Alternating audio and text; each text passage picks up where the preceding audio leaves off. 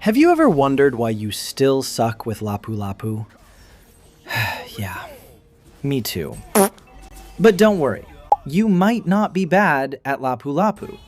You might just be making a few simple mistakes without even realizing it. And in this video, I'm going to point out some of the most common mistakes we all make at some point. More importantly, I'll show you how to fix them and how those small changes can completely improve your gameplay.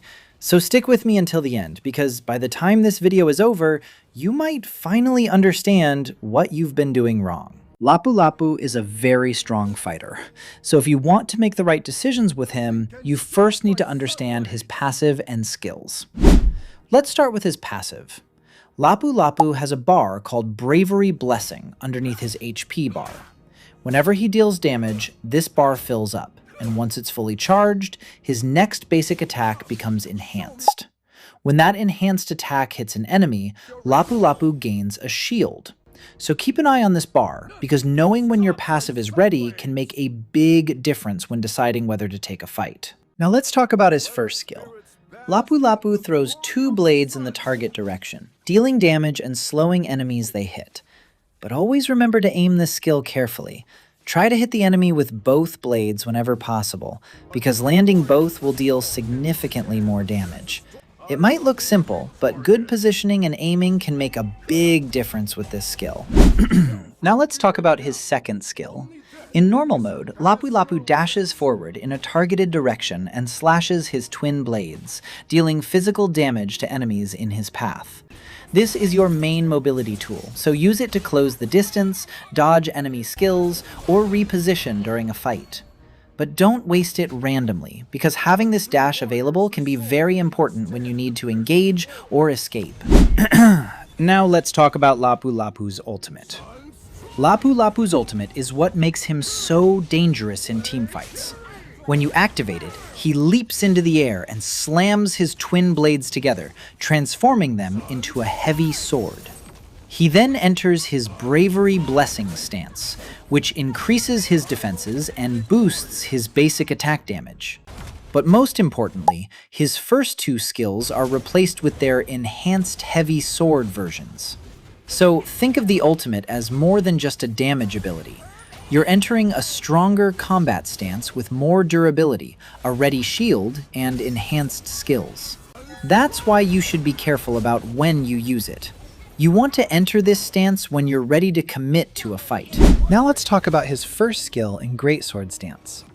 Lapu Lapu charges his heavy sword for a moment, slowing enemies in front of him, then slams it into the ground, dealing damage and stunning them for 1 second.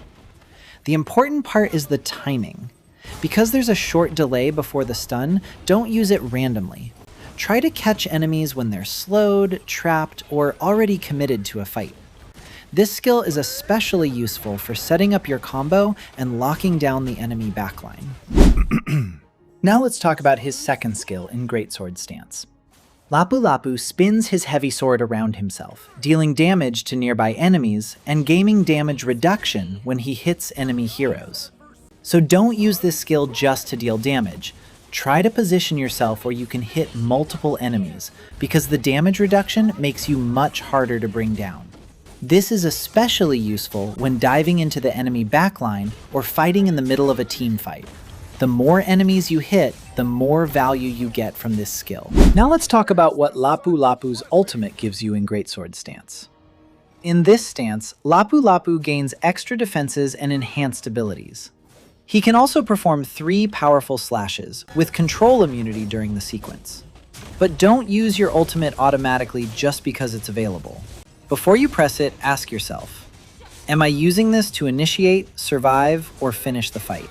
If you're diving into the backline, use it to survive the enemy's burst. If the enemy is already low, save your enhanced attacks to finish them. And remember, your timing matters more than the cooldown. Look at the enemy's position, wait for the right moment, and then commit.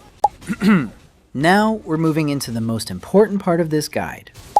I'm going to show you clips from my recent matches, including the mistakes I made and the decisions I got wrong. I'll break down each situation and explain what I should have done instead, so you can learn from my mistakes and avoid making the same ones in your own games. Because sometimes the best way to improve is to learn from someone else's mistakes. The first lesson is simple. Don't hesitate when you've found the right moment to use your ultimate. A lot of players wait for the perfect moment, and by the time they finally decide to go in, the opportunity is already gone.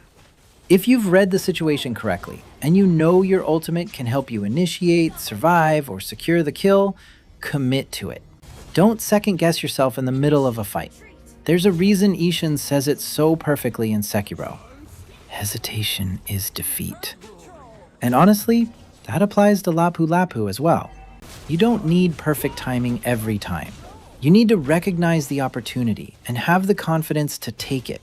See the opening, make the decision, commit. The second lesson is simple. Never jump blindly. Because if you do, well, you'll probably end up like me. Every time I make a stupid jump and get deleted in 2 seconds, I try to understand what went wrong. Did I jump without knowing where the enemy was? Did I have enough backup? Did I use my skills at the wrong time? And then I try to make a better decision the next time that situation happens. Because making mistakes is completely normal. Repeating the same mistake without learning from it is the real problem. So whenever you die, don't just blame your teammates or say, "My hero is trash." Take a second and ask yourself, what could I have done differently? Maybe you made the wrong decision. Maybe you entered too early. Maybe you simply got greedy. Whatever it is, learn from it. Every mistake is basically a lesson you paid for with your death timer. So at least make sure you get something valuable out of it. The more mistakes you experience, the more situations you learn to recognize, and the better your decisions become. You don't become a better player by never making mistakes. You become better by making fewer of the same mistakes. And there are still many things to learn. And honestly, I can't teach you everything in just one video. That's why I'll keep making videos like this, where we break down heroes, mistakes, and most importantly, the decisions behind every play. And if you genuinely want to become better at the EXP lane, I highly recommend watching professional MLBB tournaments, like the M Series and MPL. Don't just watch the fights. Watch how EXP laners position themselves, when they rotate, when they join a team fight, and when they decide to simply stay in lane. You'll learn a lot just by watching how the best players make their decisions. I hope you enjoyed this video. If you did, hit that like button and subscribe to the channel. And remember, you're not just learning from my good plays, you're getting better from my mistakes. Have a great day, and I'll see you in the next one. Take care.